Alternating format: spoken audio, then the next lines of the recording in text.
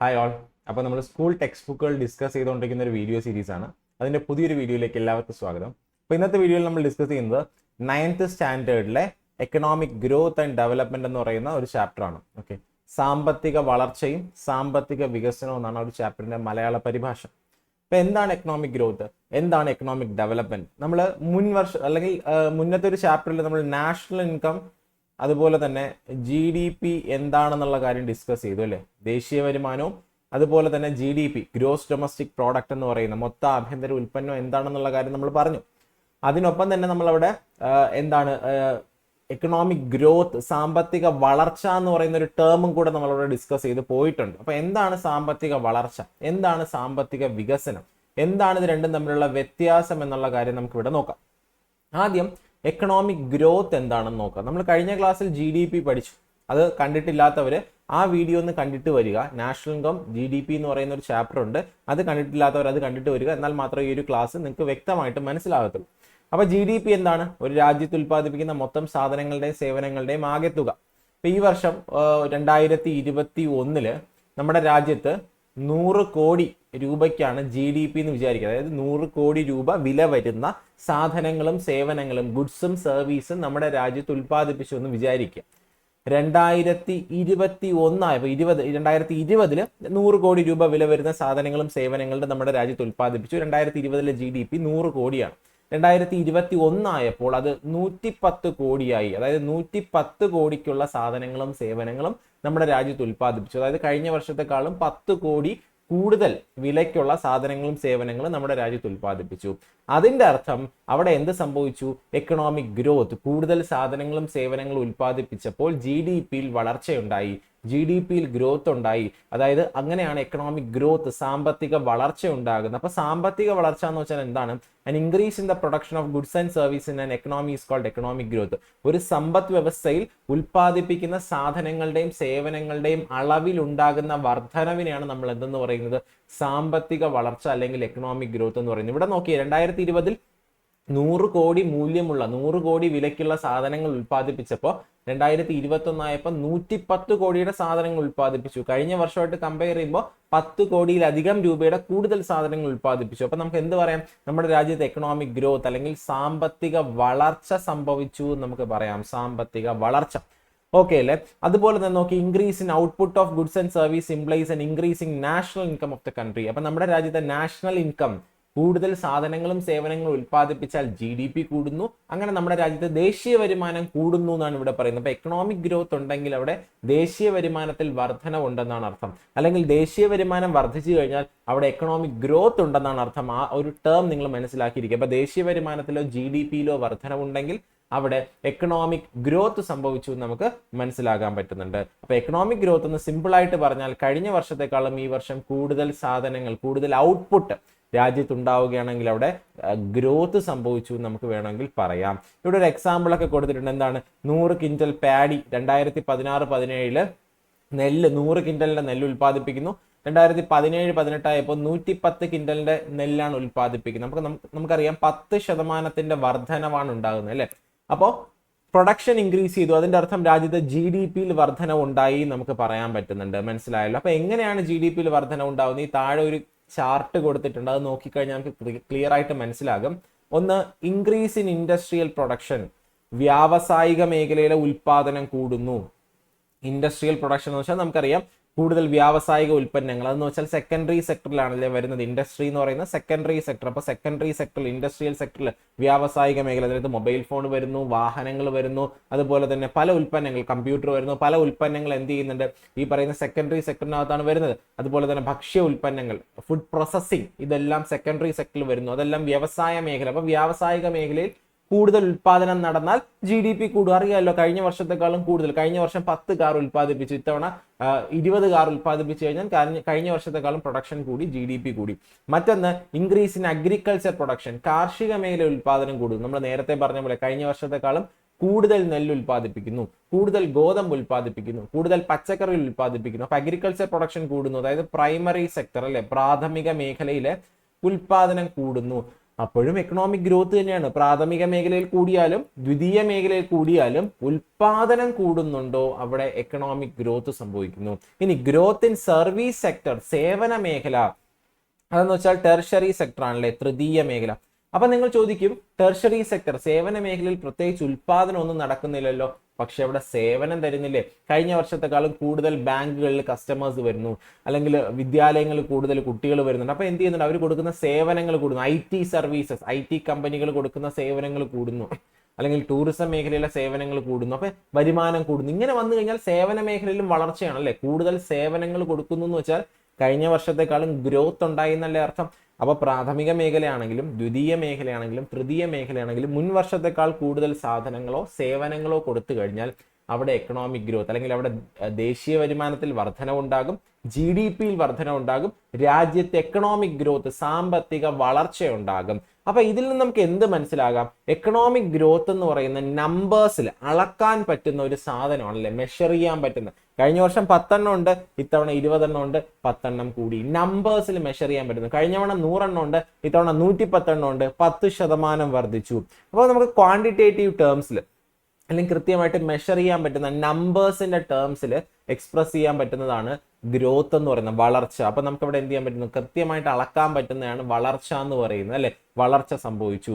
അപ്പൊ ഇവിടെ നോക്കി, ഇനി ഗ്രോത്ത് റേറ്റ്, ഇനി വളർച്ചാ നിരക്ക് എന്ന് പറഞ്ഞാൽ എന്താണ്? വളർച്ചാ നിരക്ക്. നമ്മൾ ഗ്രോത്ത് എന്ന് പറയുന്ന വളർച്ചാ നിരക്ക് എന്ന് പറഞ്ഞാൽ എന്താ? നമ്മൾ പറയും ലോകത്തെ ഏറ്റവും വേഗത്തിൽ വളർച്ചാ നിരക്ക് അല്ലെങ്കിൽ വളർച്ച കൈവരിച്ച രാജ്യമാണ് ഇന്ത്യ, വളർച്ച കൈവരിക്കുന്ന രാജ്യമാണ് ഇന്ത്യ, ഏറ്റവും വേഗത്തിൽ വളരുന്ന രാജ്യമാണ് ഇന്ത്യ എന്നൊക്കെ പറയുമ്പോൾ അവിടെ നമ്മൾ നോക്കുന്ന വളർച്ചാ നിരക്കാണ്. ഏറ്റവും കൂടുതൽ വളർച്ചാ നിരക്ക് അത് പെർസെന്റേജിലാണ് നമ്മൾ കാണിക്കുന്നത് അല്ലെ. 5%, 6%, 7, 8% ഒക്കെ നമ്മൾ കാണാറുണ്ട് അല്ലെ വാർത്തകളിലൊക്കെ. അപ്പൊ അതായത് നമ്മൾ എക്കണോമിക് സർവേ ആണെങ്കിലും ബജറ്റ് കാണുമ്പോഴാണെങ്കിലും ഒക്കെ അവിടെ വളർച്ചാ നിരക്ക്, എക്കണോമിക് ഗ്രോത്ത് റേറ്റ് നമുക്ക് കാണാൻ പറ്റുന്നുണ്ട്. അപ്പൊ എന്താണ് വളർച്ചാ നിരക്ക്? ഇപ്പൊ നമ്മൾ പറഞ്ഞ പോലെ കഴിഞ്ഞ വർഷം 2020 GDP ഇന്ത്യയിൽ 100 കോടിയാണ്. 2021 GDP 110 കോടിയാണെങ്കിൽ അവിടെ എന്ത് പറയാം? 10% വളർച്ചാ നിരക്ക്, ഗ്രോത്ത് റേറ്റ് അല്ലെ.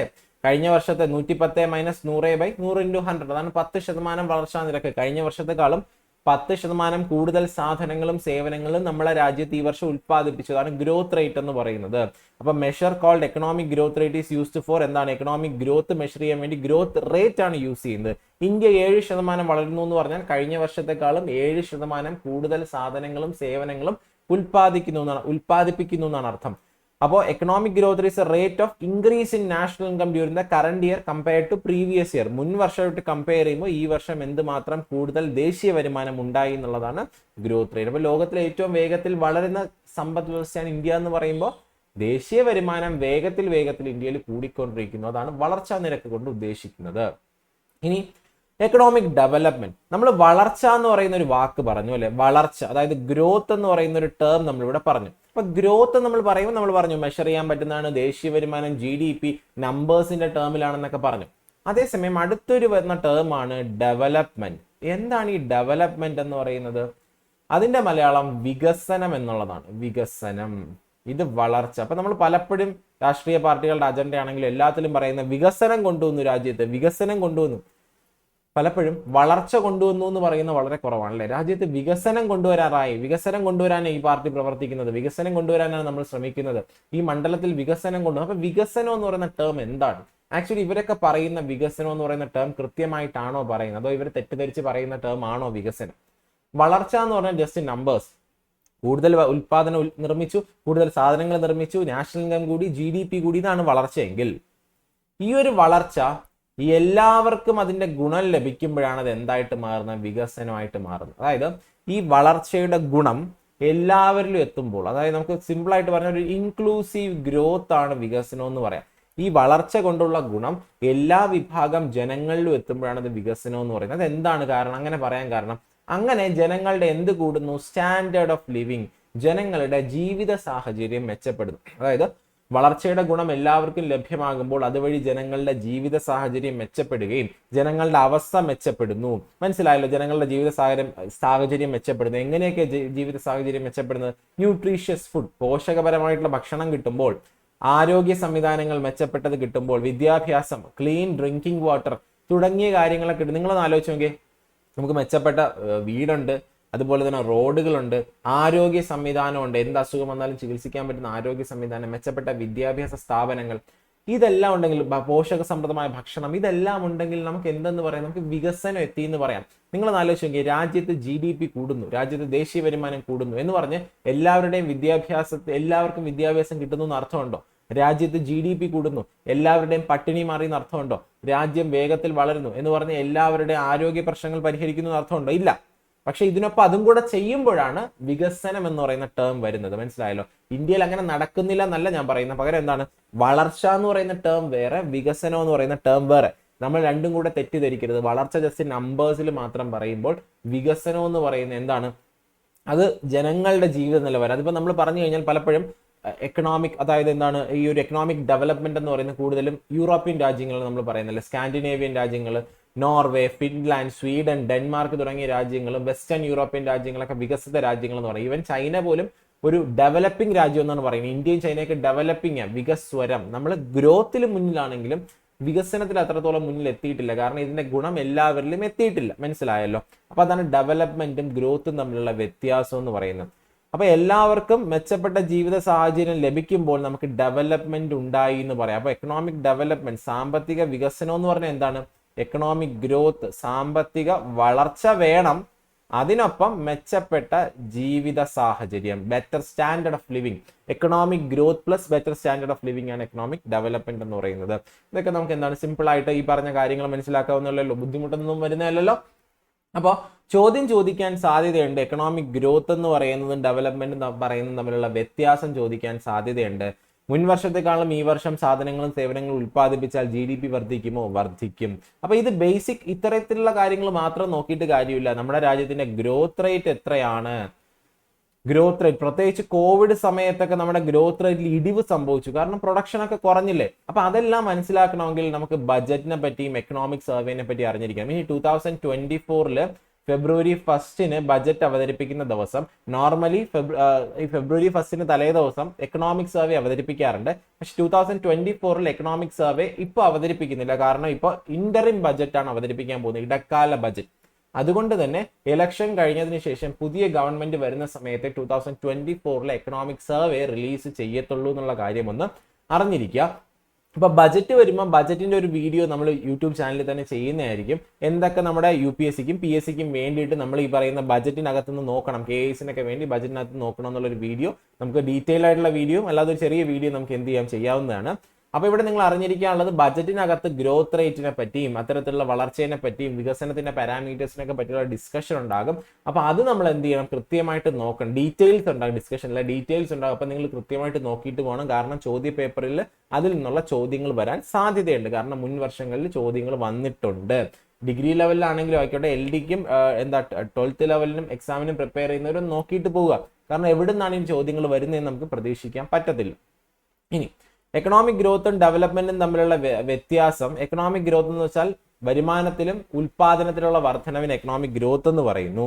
അതേസമയം എക്കണോമിക് ഡെവലപ്മെന്റ് എന്ന് വെച്ചാൽ എന്താണ്? വികസനം, ക്വാളിറ്റി ഓഫ് ലൈഫ് കൂടുന്നു, അതിനെയാണ് നമ്മൾ എക്കണോമിക് ഡെവലപ്മെന്റ്. ഇവിടെ എന്ന് വെച്ചാൽ നാഷണൽ ഇൻകം വർദ്ധിച്ചാൽ എക്കണോമിക് ഗ്രോത്ത് എന്ന് പറയാം. ഇവിടെ അങ്ങനെ ദേശീയ വരുമാനം നമുക്ക് പറയാൻ പറ്റില്ല. ദേശീയ വരുമാനം കൂടിയ ഗ്രോത്ത് ഉണ്ടാകും. പക്ഷെ ഡെവലപ്മെന്റ് എന്ന് പറയണമെങ്കിൽ അവിടെ ദേശീയ വരുമാനത്തിന്റെ വർധനവിന് മാത്രം നമുക്ക് ഉണ്ടായി കഴിഞ്ഞാൽ ഡെവലപ്മെന്റ് ഉണ്ടായി എന്ന് പറയാൻ പറ്റില്ല. അവിടെ നമ്മൾ മറ്റു പല കാര്യങ്ങളും പരിഗണിക്കുന്നുണ്ട്. ഒന്ന് physical quality of life index, human development index, അങ്ങനെ പലതരത്തിലുള്ള ഇൻഡെക്സ് ഉണ്ട് കേട്ടോ. ഹാപ്പിനെസ് ഇൻഡെക്സ്, ഹങ്കർ ഇൻഡെക്സ്, അത്തരത്തിലുള്ള പല ഇൻഡെക്സുകൾ ഉപയോഗിച്ചിട്ടാണ് ഡെവലപ്മെന്റ് ഉണ്ടോ എന്ന് നമ്മൾ മെഷർ ചെയ്യുന്നത്. ഇത് ക്വാണ്ടിറ്റേറ്റീവ് മെഷർ ചെയ്യാൻ പറ്റുന്നതാണെങ്കിൽ ഇത് ക്വാളിറ്റേറ്റീവ് ആണ്, ഗുണപരമായിട്ടുള്ള കാര്യങ്ങളാണ് നമ്മൾ ഇവിടെ നോക്കുന്നത്. ഇത് എക്കണോമിക് ഫാക്ടേഴ്സ്, ഇത് കൃത്യമായിട്ടും സാമ്പത്തിക ഘടകങ്ങൾ മാത്രം അടിസ്ഥാനപ്പെടുത്തി, വരുമാനം ഉണ്ടോ, ഉൽപാദനം നടന്നോ തുടങ്ങിയ കാര്യങ്ങൾ മാത്രം ഇവിടെ നോക്കുമ്പോൾ, ഇവിടെ സോഷ്യോ എക്കണോമിക് ഫാക്ടേഴ്സ്, സാമൂഹ്യ സാമ്പത്തിക ഘടകങ്ങൾ നമ്മൾ പരിശോധിക്കുന്നു. ജീവിത നിലവാരം എന്ന് പറയുന്ന കാര്യം പരിശോധിക്കുന്നു. ഗ്രോത്ത് ഹാപ്പൻസ് ഇൻ ഷോർട്ട് ടേമിലാണ് ഗ്രോത്ത്. ഇപ്പോൾ ഈ വർഷം ഗ്രോത്ത് ഉണ്ടായി, അടുത്ത വർഷം ഗ്രോത്ത് ഉണ്ടായില്ല, അതിന്റെ അടുത്ത വർഷം കൂടുതൽ ഗ്രോത്ത് ഉണ്ടായി. ഓരോ വർഷം നമുക്ക് മെഷർ ചെയ്യാം. പക്ഷേ എക്കണോമിക് ഡെവലപ്മെന്റ് എന്ന് വെച്ചാൽ ഒരു വർഷം കൊണ്ട് പെട്ടെന്ന് സംഭവിക്കുന്നതല്ല. അത് കാലങ്ങളെടുത്ത് ലോങ് പീരീഡ് ഓഫ് ടൈം കൊണ്ട് സംഭവിക്കുന്നതാണ് ഡെവലപ്മെന്റ് എന്ന് പറയുന്നത്.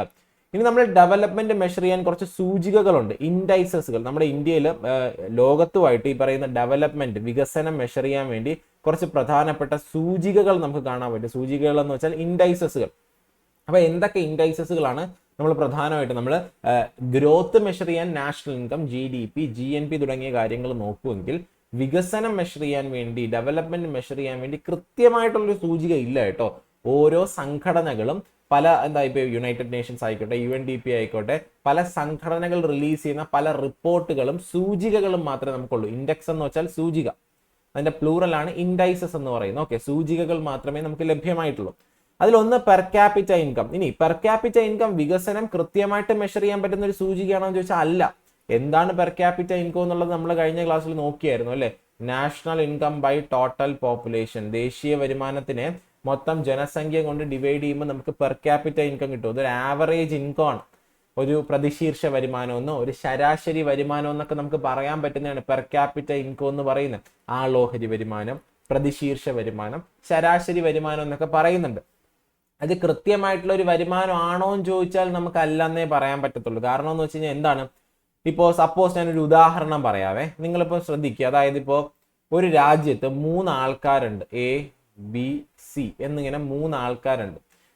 അതിൽ എയുടെ വരുമാനം അല്ലെങ്കിൽ ABC 3 ആൾക്കാരുണ്ട്. അതിൽ എയുടെ വരുമാനം എന്ന് പറയുന്നത് ഒരു 200 രൂപ. ഓക്കെ, എയുടെ വരുമാനം ഒരു 200 രൂപ. ഒരു ബിയുടെ വരുമാനം എന്ന് പറയുന്നത് ഒരു 300 രൂപ. ഇനി അടുത്ത് സിയുടെ വരുമാനം എന്ന് പറയുന്നത് ഒരു 400 രൂപ. ഓക്കെ അല്ലേ? 200, 300, 400. ABC ഇങ്ങനെ 3 ആൾക്കാരാണുള്ളത്. ഓക്കെ, എയുടെ വരുമാനം 200, ബിയുടെ വരുമാനം 300, സിയുടെ വരുമാനം 400. എന്നിങ്ങനെ 3 ആൾക്കാരാണുള്ളത്. അപ്പൊ ആ രാജ്യത്തിന്റെ ദേശീയ വരുമാനം നമുക്ക് എത്രയാണ്? 3 ആൾക്കാർ മാത്രമേ ആ രാജ്യത്തുള്ളൂ. അപ്പൊ 3 പേര് നേടിയെടുക്കുന്ന വരുമാനം ആയിരിക്കുമല്ലോ ദേശീയ വരുമാനം. 200 + 300 500, 500 + 400 900 അല്ലെ, 900 ആണ് നാഷണൽ ഇൻകം എന്ന് പറയുന്നത്. ഡൗട്ട് ഒന്നും ഇല്ലല്ലോ. അതാണ് നാഷണൽ ഇൻകം എന്ന് പറയുന്നത്. അപ്പൊ നമ്മൾ ഇനി പെർ ക്യാപിറ്റ ഇൻകം കണ്ടുപിടിക്കാൻ national income by total population അല്ലേ. ഇവിടെ ദേശീയ വരുമാനം എത്രയാ? 900. ടോട്ടൽ പോപ്പുലേഷൻ എത്ര പേരെ രാജ്യത്തുള്ളൂ? 3 പേര്. അപ്പോ 900 ഡിവൈഡ് ബൈ 3 എന്ന് പറയുമ്പോൾ നമുക്ക് 300 എന്ന് കിട്ടും. അതായത് ഓരോ ആൾക്കാർക്കും വരുമാനം 300 ആണ്. ഇത് കൃത്യമായിട്ടുള്ള പിക്ചർ ആണോ തരുന്നത്? അല്ല, ഒരാൾക്ക് 200, ഒരാൾക്ക് 300, ഒരാൾക്ക് 400. അതായത് ഒരാളുടെ വരുമാനം കൂടിയത് കൊണ്ട് മറ്റൊരാളുടെ വരുമാനം കുറവാണ് അല്ലെ. 200 ആണ്, ആവറേജ് ഇൻകത്തിനേക്കാളും കുറവാണ്. ഇതൊരു ആവറേജ് പിക്ചർ മാത്രമേ തരുന്നുള്ളൂ. അപ്പൊ ആക്ച്വലി എന്താണ്, രാജ്യത്ത് വളരെ ഉയർന്ന വരുമാനമുള്ള ആൾക്കാരും വളരെ കുറഞ്ഞ വരുമാനമുള്ള ആൾക്കാരും ഉണ്ടാകും. അപ്പം പെർ ക്യാപിറ്റ ഇൻകം കൊണ്ട് നമുക്ക് ഒരാളുടെ കൃത്യമായിട്ട് അവർക്ക് ഇത്ര കിട്ടുന്നു നമുക്ക് മനസ്സിലാക്കാൻ പറ്റുന്നില്ല. ഒരു ആവറേജ് കണക്ക് മാത്രമാണ്. നിങ്ങൾക്ക് ഇത് കാണുമ്പോൾ വലിയ വ്യത്യാസം തോന്നില്ല. എന്താ ഒരു 100 രൂപയുടെ വ്യത്യാസമല്ലേ ഉള്ളൂ. പക്ഷെ നിങ്ങൾ എന്താണ് കുറച്ചും കൂടെ ഇപ്പൊ എന്താ 2000, 3000, 4000 ഇട്ട് കഴിഞ്ഞാൽ നമുക്ക് കൃത്യമായിട്ടുള്ള വ്യത്യാസം മനസ്സിലാകും അല്ലേ. നോക്കിയേ, ഒരാൾക്ക് 4000, ഒരാൾക്ക് 2000, ഒരാൾക്ക് 3000. അപ്പൊ നോക്കി ആവറേജ് ഇൻകം 3000 നമുക്ക് കിട്ടുന്നു. പക്ഷെ എല്ലാവർക്കും 3000 ആണോ കിട്ടുന്നത്? അല്ല. അങ്ങനെ വരുമ്പോൾ ഒരു 1000 രൂപയുടെ വ്യത്യാസം. നിങ്ങൾ ഒരു 0 കൂടെ ഇട്ടാൽ 20,000, 30,000, 40,000. എല്ലാവരുടെയും ആവറേജ് വരുമാനം 30,000. കറക്റ്റ് ആവോ? ഇല്ല. അതായത് ആവറേജ് ഒരു ശരാശരി മാത്രമേ നമുക്ക് നൽകുന്നുള്ളൂ. അതിൽ എല്ലാവർക്കും തുല്യമായി ആ ഒരു എമൗണ്ട് കിട്ടുന്നു എന്ന് അർത്ഥമില്ല. പെർ ക്യാപിറ്റ ഇൻകം ഒരു ശരാശരി വരുമാനം, ഒരു ആവറേജ് വരുമാനം എന്ന് മാത്രമേ നമുക്ക് എടുക്കാൻ പറ്റത്തുള്ളൂ. അപ്പൊ പെർ ക്യാപിറ്റ ഇൻകം ഒരു ആവറേജ് ഇൻകം ആണെന്ന് തന്നെ പറയുന്നുണ്ട്. മനസ്സിലായല്ലോ? നമുക്ക് പെർ ക്യാപിറ്റ ഇൻകത്തിന്റെ ബേസ് ചെയ്ത് ഡെവലപ്മെന്റ് മെഷർ ചെയ്ത് കഴിഞ്ഞാൽ അവിടെ ജനങ്ങളുടെ ജീവിത നിലവാരം അതുപോലെ തന്നെ നമുക്ക് മെഷർ ചെയ്യാൻ കൃത്യമായിട്ട് എന്ത് ചെയ്യാൻ പറ്റണമെന്നില്ല. അതായത് ഇവിടെ നോക്കി ആവറേജ് വരുമാനം 30,000 എല്ലാവർക്കും ഉണ്ട്. അപ്പൊ എല്ലാവർക്കും 30,000 കിട്ടുന്നു അങ്ങനെ നമുക്ക് പറയാൻ പറ്റില്ല. ഒരാൾക്ക് വളരെ കൂടുതൽ കിട്ടാം, ഒരാൾക്ക് വളരെ കുറവ് കിട്ടാം. ആവറേജ് എടുക്കുമ്പോഴുള്ള പ്രശ്നം, സിമ്പിൾ ആവറേജ് എടുക്കുമ്പോഴുള്ള പ്രശ്നം നമുക്ക് എല്ലാവർക്കും നന്നായിട്ട് അറിയാവുന്നതാണ് അല്ലെ. വളരെ കുറഞ്ഞ ഒരു നമ്പറും ഉണ്ടാവും, വളരെ കൂടിയ നമ്പറും ഉണ്ടാവും. അതിനിടയിൽ നിൽക്കുന്ന ഒരു ഫിഗറാണ് ആവറേജ്. അത് കിട്ടിയെന്ന് പറഞ്ഞ് എല്ലാവർക്കും അതുപോലെ കിട്ടണമെന്ന് നമുക്ക് നിർബന്ധമൊന്നുമില്ല. അപ്പൊ അതിൻ്റെതായിട്ടുള്ള പ്രശ്നമുണ്ട്. റിച്ച് പുവർ ഡിസ്പാരിറ്റി നമുക്ക് കൃത്യമായിട്ട് മനസ്സിലാക്കാൻ പറ്റണമെന്നില്ല.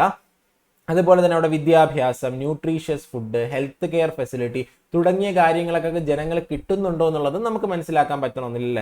അതായത് ഈ പറയുന്ന പോലെ എന്താണ്, എല്ലാവർക്കും ഗുണനിലവാരമുള്ള ഭക്ഷണം, അതുപോലെ തന്നെ എന്താണ് വിദ്യാഭ്യാസം, ആരോഗ്യ സംവിധാനങ്ങൾ എല്ലാവർക്കും കിട്ടിയെന്നും അർത്ഥമില്ല. മെച്ചപ്പെട്ട ഒരു പെർ ക്യാപിറ്റ ഇൻകം ഉണ്ടെന്ന് പറഞ്ഞു. അപ്പൊ ഇതിനകത്ത് ഈ പറയുന്ന per capita income, social welfare, equitable distribution of ഇൻകവും ഇതിനകത്ത് എന്ത് ചെയ്യുന്നില്ല, കൺസിഡർ ചെയ്യുന്നില്ല. പക്ഷെ നമ്മൾ പലപ്പോഴും പറയാറുണ്ട് per capita income development measure ചെയ്യുന്ന ഒരു സൂചികയാണെന്ന് പറയാറുണ്ട്. വെറുതെ നമുക്ക് പറയാം രാജ്യത്തിന്റെ ആവറേജ് ഇത്രയാണ് പെർ ക്യാപിറ്റ ഇൻകം നമുക്ക് പറയാമെങ്കിലും അത് കൃത്യമായിട്ടുള്ള ഒരു പിക്ചർ നമുക്ക് നൽകുന്നില്ല എന്നുള്ള കാര്യം നിങ്ങൾ എന്ത് ചെയ്യുക, മനസ്സിലാക്കുക. ഓക്കെ അല്ലേ? ഇനി മറ്റൊന്നാണ് physical quality of life index. അപ്പൊ PQLI എന്ന് പറയുന്ന physical quality of life index എന്നൊരു സൂചികയുണ്ട്. Physical quality of life index എന്ന് പറയുന്ന 1970കളിൽ വികസിപ്പിക്കുന്ന ഒരു സൂചികയാണ് physical quality of life index എന്ന് പറയുന്നത്. ഇത് ഡേവിഡ് മോറിസ് എന്ന് പറയുന്ന ഒരു US എക്കണോമിസ്റ്റ് ആണ് ഈ പറയുന്ന physical quality of life index വികസിപ്പിക്കുന്നത് 1970. അത് 79, അതായത് 70കളുടെ അവസാനമാണ് ഇത് നിലവിൽ വരുന്നത്. ഇതിനകത്തെന്ന് പറഞ്ഞു കഴിഞ്ഞാൽ പെർ ക്യാപിറ്റലിനെക്കാളും കുറച്ചുകൂടെ സയന്റിഫിക് ആണ് physical quality of life index എന്ന് പലപ്പോഴും മനസ്സിലാക്കുന്നുണ്ട്. കാരണം അതിനകത്ത് life expectancy, infant mortality rate, basic literacy, ഈ കാര്യങ്ങളെല്ലാം തന്നെ കൺസിഡർ ചെയ്യുന്നുണ്ട്. മനസ്സിലായോ? അതായത് ജീവിത മീൻസ് ആയുർദൈർഘ്യം 70 75 ഒരു രാജ്യത്തിന്റെ ആയുർദൈർഘ്യം. ഇൻഫന്റ് മോർട്ടാലിറ്റി എന്ന് വെച്ചാൽ എന്താണ്? ശിശു മരണ നിരക്ക്, അതായത് 1000 കുട്ടികൾ ജനിക്കുന്ന സമയത്ത് എത്ര കുട്ടികൾ മരണപ്പെടുന്നു. ദെൻ ബേസിക് ലിറ്ററസി, അടിസ്ഥാനപരമായിട്ടുള്ള സാക്ഷരത തുടങ്ങിയ കാര്യങ്ങളെല്ലാം തന്നെ എന്ത് ചെയ്യുന്നുണ്ട്? മെഷർ ചെയ്യുന്നുണ്ട്. അപ്പോൾ ഇത് കുറച്ചും കൂടി ഡെവലപ്മെന്റൽ പെർസ്പെക്റ്റീവിൽ കുറച്ചും കൂടി നല്ല രീതിയിൽ നമുക്ക് കൃത്യമായിട്ടുള്ള റിസൾട്ട് ഇതുവഴി കിട്ടും അല്ലെ, ഫിസിക്കൽ ക്വാളിറ്റി ഓഫ് ലൈഫ് എന്ന് പറയുന്നത്. അപ്പോൾ ഈ പറയുന്ന physical quality of life index 1970കളിൽ വന്നതാണ്. നമ്മൾ പറഞ്ഞ പോലെ ഡേവിഡ് മോറിസ് എന്ന് പറയുന്ന ഒരു US എക്കണോമിസ്റ്റ് ആണ് ഇത് ഡെവലപ്പ് ചെയ്യുന്നത്. അപ്പോൾ ഇതൊരു GDPക്ക് അല്ലെങ്കിൽ ഈ ഒരു പെർ ക്യാപിറ്റയ്ക്ക് ബദലായിട്ട് നമുക്ക് കൊണ്ടുവരാൻ പറ്റുന്നതാണ്. ഇതിനകത്ത് ഡിഫറെന്റ് പെർസ്പെക്റ്റീവിൽ, അതായത് ഹെൽത്ത് കെയർ ഫെസിലിറ്റീസ് മെച്ചപ്പെട്ടിട്ടുണ്ടോ, അതുപോലെ എഡ്യൂക്കേഷൻ ഫെസിലിറ്റീസ് കൊണ്ടുവന്നിട്ടുള്ളോ തുടങ്ങിയ കാര്യങ്ങളെല്ലാം തന്നെ നമുക്ക് ഇതുവഴി മനസ്സിലാക്കാൻ പറ്റുന്നുണ്ട്. ഇനി മറ്റൊന്ന് HDI, ഹ്യൂമൻ ഡെവലപ്മെന്റ് ഇൻഡെക്സ്. 1990കളിലാണ് ഈ ഹ്യൂമൻ ഡെവലപ്മെന്റ് റിപ്പോർട്ട് എന്ന് പറയുന്ന സാധനം വരുന്നത്. ഹ്യൂമൻ ഡെവലപ്മെന്റ് റിപ്പോർട്ട് യുണൈറ്റഡ് നേഷൻസിന്റെ കീഴിലുള്ള UNDP-നെ പറ്റി നിങ്ങൾക്ക് അറിയാലോ. അപ്പൊ UNDP ആണ് ഹ്യൂമൻ ഡെവലപ്മെന്റ് റിപ്പോർട്ട് പുറത്തുവിടുന്നത്. അപ്പൊ ഈ ഹ്യൂമൻ ഡെവലപ്മെന്റ് റിപ്പോർട്ടിന്റെ ഭാഗമായിട്ട് അവർ എന്ത് ചെയ്യാറുണ്ട്? ഹ്യൂമൻ ഡെവലപ്മെന്റ് ഇൻഡെക്സ് തയ്യാറാക്കാറുണ്ട്. HDI, ഹ്യൂമൻ ഡെവലപ്മെന്റ് ഇൻഡെക്സ് തയ്യാറാക്കാറുണ്ട്. HDI എന്ന് വെച്ചാൽ ഹ്യൂമൻ ഡെവലപ്മെന്റ് ഇൻഡെക്സ് സൂചിക. ഹ്യൂമൻ ഡെവലപ്മെന്റ് റിപ്പോർട്ട് തയ്യാറാക്കാറുണ്ട്. അതിന്റെ ഭാഗമായിട്ട് എന്ത് ചെയ്യുന്നുണ്ട്? ഹ്യൂമൻ ഡെവലപ്മെന്റ് ഇൻഡെക്സും തയ്യാറാക്കാറുണ്ട്. ആരാണ്? United Nations development programme, UNDP. അപ്പൊ ഈ ഒരു ഹ്യൂമൻ ഡെവലപ്മെന്റ് ഇൻഡെക്സ് തയ്യാറാക്കുന്നതിന് പിന്നിൽ ആദ്യം, അല്ലെങ്കിൽ ഈ ഒരു ഇൻഡെക്സ് ആദ്യമായിട്ട് തയ്യാറാക്കുന്നത് മഹബൂബ് ഉൽ ഹക്ക് എന്ന് പറയുന്ന പാകിസ്ഥാനി എക്കണോമിസ്റ്റ് ആണ്. മഹബൂബ് ഉൽ ഹക്ക് എന്ന് പറയുന്ന പാകിസ്ഥാനി എക്കണോമിസ്റ്റ് ആണ് യുണൈറ്റഡ് നേഷൻസിന് വേണ്ടി ഈ ഒരു ഹ്യൂമൻ ഡെവലപ്മെന്റ് ഇൻഡെക്സ് തയ്യാറാക്കി കൊടുക്കുന്നത്. പിന്നെ അവർ പീരിയോഡിക്കലി എന്ത് ചെയ്യാറുണ്ട്? ഈ പറയുന്ന ഇൻഡെക്സ് പുറത്തിറക്കാറുണ്ട്. അതായത് ഓരോ ലോക രാജ്യങ്ങളെയും ഒരു ഇൻഡെക്സ് എന്ന് വെച്ചാൽ ഒരു സ്കോറാണ്. അതായത് നമ്മൾ പല പാരാമീറ്റേഴ്സും പല മാനദണ്ഡങ്ങളും പരിഗണിച്ച് ഒരു സ്കോർ തയ്യാറാക്കുന്നു. അതാണ് ഇൻഡെക്സ് എന്ന് പറയുന്നത്. ആ ഇൻഡെക്സിൽ ഏറ്റവും മെച്ചപ്പെട്ട സ്കോർ കിട്ടുന്ന ആൾ ഫസ്റ്റ് വരും, ഏറ്റവും മോശമുള്ള സ്കോർ കിട്ടുന്ന ആൾ അവസാനം വരും. അപ്പൊ ഈ ഒരു United Nations development programme UNDP തയ്യാറാക്കുന്ന ഹ്യൂമൻ ഡെവലപ്മെന്റ് ഇൻഡെക്സിന്റെ ഭാഗമായിട്ട് ഇവിടെ എന്ത് ചെയ്യുന്നുണ്ട്? പല ഫാക്ടേഴ്സ് പരിഗണിക്കുന്നുണ്ട്. ഒന്ന് വിദ്യാഭ്യാസം, എഡ്യൂക്കേഷൻ ഫെസിലിറ്റീസ്, മറ്റൊന്ന് ഹെൽത്ത് കെയർ ഫെസിലിറ്റീസ്, അതുപോലെ തന്നെ ഇൻക്രീസ് ട്രെയിനിങ്. ഇതൊക്കെ എന്ത് ചെയ്യുന്നുണ്ട്? ഹ്യൂമൻ ഡെവലപ്മെന്റ് അച്ചീവ് ചെയ്യാൻ വേണ്ടി ഉപയോഗിക്കുന്ന, അല്ലെങ്കിൽ പല ഫാക്ടേഴ്സ് ആണ് അച്ചീവ് ചെയ്യാൻ വേണ്ടി സഹായിക്കുന്ന ഘടകങ്ങളാണെന്ന് പറയുന്നുണ്ട്. അപ്പൊ ഇവിടെ നോക്കി, താഴെ പറയുന്ന കാര്യങ്ങൾ ഹ്യൂമൻ ഡെവലപ്മെന്റിന് വേണ്ടി താഴെ പറയുന്ന ഹ്യൂമൻ ഡെവലപ്മെന്റിന്റെ ഭാഗമായി എക്കണോമിക് ഡെവലപ്മെന്റ് അച്ചീവ് ചെയ്യാൻ വേണ്ടി സഹായിക്കുന്ന ഫാക്ടേഴ്സിൽ മെച്ചപ്പെട്ട ആരോഗ്യ സംവിധാനങ്ങൾ വരുന്നു. അതുപോലെ തന്നെ increase in number of people receiving education, വിദ്യാഭ്യാസം കിട്ടുന്ന എത്രത്തോളം കൂടുതൽ ആൾക്കാർക്ക് നേടുന്നു, ആ ഒരു കാര്യം വരുന്നുണ്ട്. എംപ്ലോയ്മെന്റ് ഓപ്പർച്യൂണിറ്റീസ്, വിദ്യാഭ്യാസം നേടിയവരിൽ എത്ര പേർക്ക് തൊഴിലവസരങ്ങൾ സൃഷ്ടിക്കപ്പെടുന്നുണ്ട്. Increasing income and purchasing power, കൂടുതൽ ആൾക്കാർക്ക് എന്തുമാത്രം വരുമാനത്തിൽ വർധനവുണ്ട്. അതുപോലെ തന്നെ അവരുടെ പർച്ചേസിംഗ് പവർ, വരുമാനം കൂടുമ്പോഴല്ലേ നമുക്ക് എന്ത് ചെയ്യാൻ പറ്റും? കൂടുതൽ പർച്ചേസ് ചെയ്യാൻ പറ്റത്തുള്ളൂ. അതായത് കൂടുതൽ സാധനങ്ങൾ മേടിക്കാൻ പറ്റത്തുള്ളൂ. നമ്മുടെ പർച്ചേസിംഗ് പവർ കൂടുന്നു. Then better standard of living, മെച്ചപ്പെട്ട ജീവിത സാഹചര്യം. ഇതെല്ലാം തന്നെ എന്ത് ചെയ്യുന്നുണ്ട്? നമ്മുടെ ഹ്യൂമൻ ഡെവലപ്മെന്റ് ഇൻഡെക്സ് തയ്യാറാക്കുന്നത് വേണ്ടി, അതായത് ഈ പറയുന്ന കാര്യങ്ങളെല്ലാം തന്നെ ഒരു രാജ്യത്തിന്റെ മാനവ വികസനത്തിനും സാമ്പത്തിക വികസനത്തിനും സഹായകമാകുന്നു എന്നാണ് പറയുന്നത്. അപ്പൊ ഹ്യൂമൻ ഡെവലപ്മെന്റ് ഇൻഡെക്സ് തയ്യാറാക്കുന്ന സമയത്ത് ഇതെല്ലാം തന്നെ പരിഗണിക്കുന്നു. അപ്പൊ ഇതെല്ലാം പരിഗണിച്ചിട്ട് അവർ 3 ഘടകങ്ങളാക്കി മാറ്റുന്നുണ്ട്. അപ്പൊ HDI തയ്യാറാക്കുന്ന സമയത്ത് 3 ഘടകങ്ങൾ, പ്രധാനമായിട്ടും 3 കമ്പോണൻസിനെ ബേസ് ചെയ്തിട്ടാണ് എന്ത് ചെയ്യുന്നത്? അവർ ഈ പറയുന്ന പോലെ ഹ്യൂമൻ ഡെവലപ്മെന്റ് ഇൻഡെക്സ് UNDP തയ്യാറാക്കുന്നു. HDI തയ്യാറാക്കാൻ വേണ്ടി UNDP 3 ഘടകങ്ങൾ പരിശോധിക്കുന്നു. ഒന്ന് per capita income, okay, gross national income per capita എന്നാണ് അതിനെ പറയുന്നത്. GNI പെർ ക്യാപിറ്റ പരിശോധിക്കുന്നു. മറ്റൊന്ന് literacy and gross school enrolment, ആ രാജ്യത്തിന്റെ സാക്ഷരതയും എത്രമാത്രം ആ കുട്ടികൾ സ്കൂളിൽ എൻറോൾ ചെയ്യുന്നു, സ്കൂളിൽ ചേരുന്നു എന്നുള്ള ഒരു റേഷ്യോ, അതായത് ലിറ്ററസി. മറ്റൊന്ന് ലൈഫ് എക്സ്പെക്ടൻസി അതിനകത്ത് അപ്പൊ ഹെൽത്ത്, ലിറ്ററസി, പെർ ക്യാപിറ്റ ഈ 3 ഘടകങ്ങളും പരിശോധിച്ചിട്ട് എന്ത് ചെയ്യും, രാജ്യങ്ങൾക്കൊരു സ്കോർ കൊടുക്കും, അല്ലെങ്കിൽ രാജ്യങ്ങൾക്കൊരു ഇൻഡെക്സ് വാല്യൂ കൊടുക്കും. ആ വാല്യൂയിൽ ഏറ്റവും കൂടുതലുള്ള രാജ്യത്തിന് ഫസ്റ്റ് റാങ്ക് നോക്കി, ഇവിടെ നോക്കി 0.8 മുതൽ 1 വരെ കിട്ടിക്കഴിഞ്ഞാൽ ഹൈ ഹ്യൂമൻ ഡെവലപ്മെന്റ് ആണ്.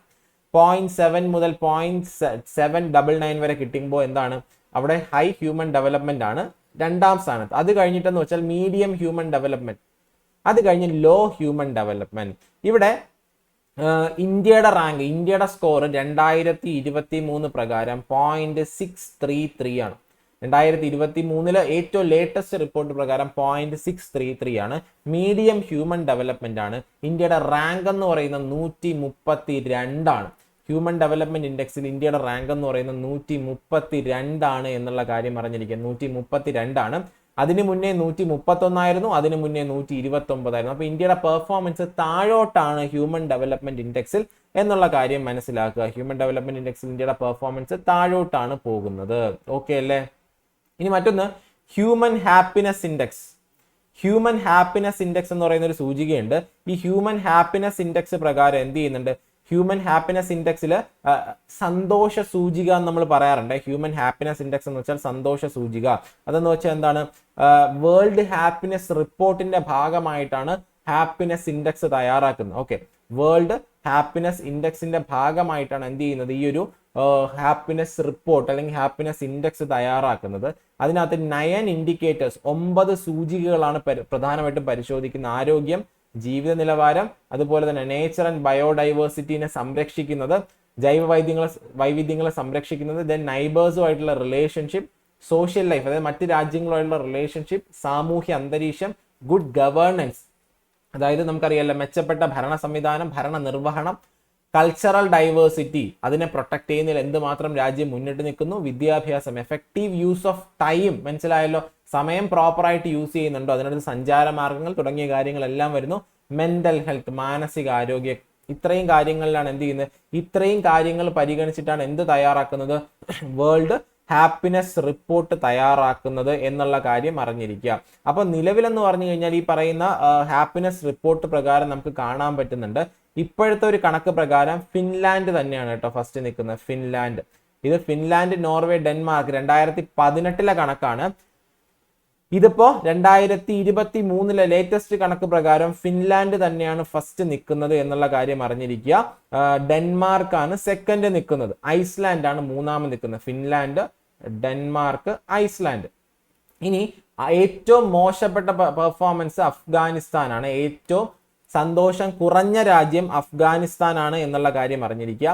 ഇന്ത്യയുടെ റാങ്ക് 126 ആണ്. ഇന്ത്യ 136 നിന്ന് 133 നിന്ന് 126 എത്തി. അപ്പൊ ഇന്ത്യയുടെ റാങ്ക് പതുക്കെ എങ്കിലും പെർഫോമൻസിൽ ഇന്ത്യയിൽ എന്ത് ചെയ്യുന്നുണ്ട്, ഇംപ്രൂവ്മെന്റ് ഉണ്ടാകുന്നുണ്ട് എന്നുള്ള കാര്യം മനസ്സിലാക്കുക. അപ്പോൾ ഈ പറയുന്ന എന്താണ്, വേൾഡ് ഹാപ്പിനെസ് ഇൻഡെക്സ് പ്രകാരം ഇപ്പോ ഫസ്റ്റ് നിൽക്കുന്ന ഫിൻലാൻഡ്, ഡെൻമാർക്ക്, ഐസ്ലാൻഡ് ആണ്. ഏറ്റവും ലാസ്റ്റ് നിൽക്കുന്ന അഫ്ഗാനിസ്ഥാൻ. ഇന്ത്യ 126 ആണ് ഇന്ത്യയുടെ പെർഫോമൻസ് എന്ന് പറയുന്നത്. ഓക്കെ അല്ലേ? ഇനി ഇവിടെ അടുത്ത് നോക്കിക്കഴിഞ്ഞാൽ നമുക്ക് ഇനി ഇവിടെ നോക്കാനുള്ള കാര്യം എന്ന് പറയുന്നത് പോവർട്ടി, ദാരിദ്ര്യം. അത് ഇന്ത്യ നേരിടുന്ന ഒരു പ്രധാനപ്പെട്ട ചലഞ്ചാണ്. ഇന്ത്യ നേരിടുന്ന ഒരുപാട് ചലഞ്ചസ് ഉണ്ട്, അതിലൊരെണ്ണമാണ് പോവർട്ടി, ദാരിദ്ര്യം എന്ന് പറയുന്ന ഒരു കാര്യം. നമ്മൾ അത് കഴിഞ്ഞൊരു ലെസൺ നോക്കിയ സമയത്ത് ദാരിദ്ര്യത്തിനെ പറ്റി നോക്കിയായിരുന്നു. അപ്പോൾ എന്താണ്, according to the Rangarajan panel report, planning commission തയ്യാറാക്കുന്ന 2011-12 റിപ്പോർട്ട് പ്രകാരം 29.5% ജനങ്ങൾ പാവപ്പെട്ടവരാണ് എന്നുള്ള കാര്യം ഇവിടെ പറയുന്നുണ്ട്. Apart from poverty there exist, പോവർട്ടിക്ക് പുറമെ ഇല്ലിട്രസി, മാൽ ന്യൂട്രീഷൻ, പോഷകാഹാരക്കുറവ്, അസമത്വം, സാമ്പത്തിക അസമത്വം, death by starvation and unemployment, അതായത് ഭക്ഷണം ഇല്ലാതെ, പോഷകാഹാരം ഇല്ലാതെ മരണപ്പെടുന്നു, അതുപോലെ തന്നെ തൊഴിലില്ലായ്മ, ഇതെല്ലാം തന്നെ രൂക്ഷമാണ് എന്നുള്ള കാര്യം നമുക്ക് മനസ്സിലാകുന്നുണ്ട്. അപ്പോൾ അൺഎംപ്ലോയ്മെന്റ് എന്ന് പറയുന്ന ഒരു പ്രധാനപ്പെട്ട ചലഞ്ചാണ്. അപ്പൊ ഇന്ത്യ നേരിടുന്ന ഒരു പ്രധാനപ്പെട്ട ചലഞ്ചാണ് അൺഎംപ്ലോയ്മെന്റ്. ഇനി ഇവിടെ മറ്റ് പ്രശ്നങ്ങൾ എന്ന് പറഞ്ഞാൽ ഇന്നിക്വാലിറ്റി, പലതരത്തിലുള്ള ഇന്നിക്വാലിറ്റി ഫേസ് ചെയ്യുന്നുണ്ട്. ഒന്നെന്ന് വെച്ചാൽ എക്കണോമിക് ഇന്നിക്വാലിറ്റി, സാമ്പത്തിക അസമത്വം, സമ്പത്തുള്ളവനും ഇല്ലാത്തവനും തമ്മിലുള്ളത്. ഇന്നിക്വാലിറ്റി ഇൻ ഇൻകം, വരുമാനത്തിലുള്ള അസമത്വം. മറ്റൊന്ന് regional inequality, north, south, north east എന്നൊക്കെ പറയുന്നുള്ള വ്യത്യാസം. ഓക്കെ, ഇത് എല്ലാ തരത്തിലുള്ള ഇന്നിക്വാലിറ്റീസ് ഇന്ത്യയിൽ കാണുന്നുണ്ട്. റീജിയണൽ ഇന്നിക്വാലിറ്റി എന്ന് പറഞ്ഞു കഴിഞ്ഞാൽ അതായത് പിന്നെ എന്താണ്, മെട്രോപൊളിറ്റൻ സിറ്റീസും ഗ്രാമങ്ങളും തമ്മിലുള്ള വ്യത്യാസം ഇവിടെ പറയുന്നുണ്ട്. സിറ്റീസിൽ കൂടുതൽ clean drinking water, transportation system, college, industries എല്ലാം ഉണ്ട്. പക്ഷേ പല റൂറൽ ഏരിയസ്, പ്രത്യേകിച്ച് ബീഹാർ, ഉത്തർപ്രദേശ്, ഒഡീഷ പോലുള്ള സ്ഥലങ്ങളിൽ ഇത്തരത്തിലുള്ള ഫെസിലിറ്റീസ് ഇല്ല എന്നുള്ള കാര്യം ഇവിടെ പറയുന്നുണ്ട്. ഇനി മറ്റൊന്ന് സസ്റ്റൈനബിൾ ഡെവലപ്മെന്റ്. അപ്പൊ ഡെവലപ്മെന്റ് എന്ന് പറയുമ്പോൾ നമ്മൾ ഇനി ഭാവിയിലുള്ള ഡെവലപ്മെന്റ് സസ്റ്റൈനബിൾ, സുസ്ഥിര വികസനമായിരിക്കണമെന്ന് പറയുന്നുണ്ട്. അപ്പൊ എന്താണ് സുസ്ഥിര വികസനം? ഇപ്പൊ നമുക്ക് വികസനം വേണ്ടെന്നല്ല, വികസനം വേണം, പക്ഷെ ഭാവി തലമുറയും കൂടെ കൺസിഡർ ചെയ്തിട്ടുള്ള വികസനമാണ് നമുക്ക് വേണ്ടത്. അതാണ് സുസ്ഥിര വികസനം എന്ന് പറയുന്നത്. സുസ്ഥിര വികസനത്തിനെ പറ്റി ആദ്യമായിട്ട് പറയുന്ന കമ്മീഷൻ റിപ്പോർട്ട് ബ്രൺലാൻഡ് കമ്മീഷൻ റിപ്പോർട്ടാണ്. യുണൈറ്റഡ് നേഷൻസ് അപ്പോയിന്റ് ചെയ്ത ബ്രൺലാൻഡ് കമ്മീഷൻ റിപ്പോർട്ടിലാണ് ആദ്യമായിട്ട് സുസ്ഥിര വികസനത്തിനെ പറ്റി ചർച്ച ചെയ്യുന്നത്. ഈ സുസ്ഥിര വികസനത്തിനകത്ത് 3 പ്രധാന ലക്ഷ്യങ്ങളാണുള്ളത്. ഒന്ന് പാരിസ്ഥിതിക ലക്ഷ്യങ്ങൾ, മറ്റൊന്ന് സാമ്പത്തിക ലക്ഷ്യങ്ങൾ, മറ്റൊന്ന് സാമൂഹ്യ ലക്ഷ്യങ്ങൾ. പാരിസ്ഥിതിക ലക്ഷ്യങ്ങൾ എന്ന് പറഞ്ഞാൽ അവിടെ എന്താണ്? പരിസ്ഥിതിയെ സംരക്ഷിക്കുന്ന രീതിയിലുള്ള വികസനം. നമ്മൾ ഇലക്ട്രിക് വാഹനങ്ങൾ പ്രോത്സാഹിപ്പിക്കുന്നു. സോളാർ, അതായത് എന്താണ്, ഇപ്പോൾ നമ്മൾ എനർജി, സോളാർ എനർജി, അതുപോലെ റിന്യൂവബിൾ എനർജിയിലോട്ട് പോകണം. സാമ്പത്തിക ലക്ഷ്യങ്ങൾ എന്ന് പറയുമ്പോൾ സാമ്പത്തിക അസമത്വം പാടില്ല. എല്ലാവരിലും സമ്പത്ത് തുല്യമായി വിഹിതം വയ്ക്കണം, അല്ലെങ്കിൽ എല്ലാവരിലും ഈക്വൽ ഡിസ്ട്രിബ്യൂഷൻ. മറ്റൊന്ന് സോഷ്യൽ ഗോൾസ് എന്ന് പറയുമ്പോൾ എല്ലാവരെയും ഉൾക്കൊള്ളിച്ചു കൊണ്ടുള്ള സാമൂഹ്യ അന്തരീക്ഷം. അവിടെ അതിനകത്ത് സ്ത്രീകൾ എന്നുള്ള വ്യത്യാസം, ട്രാൻസ്ജെൻഡർ എന്നുള്ള വ്യത്യാസം, ഡിഫറൻറ്റ്ലി ഏബിൾഡ് എന്നുള്ള വ്യത്യാസം പാടില്ല എന്നുള്ളതാണ് ഇതിനകത്ത് പറയുന്നത്. ഓക്കെ അല്ലേ? അപ്പൊ ഇതെല്ലാം തന്നെ എന്താണ്? സുസ്ഥിര വികസനം എന്ന് പറയുന്ന ലക്ഷ്യത്തിനകത്ത് വരുന്നത്. അപ്പൊ വികസനം എപ്പോഴും സുസ്ഥിര വികസനമായിരിക്കണം. Brundtland commission, united nations appoint ചെയ്ത, ബ്രൺലാൻഡ് എന്ന് വെച്ചാൽ ആരാണ്?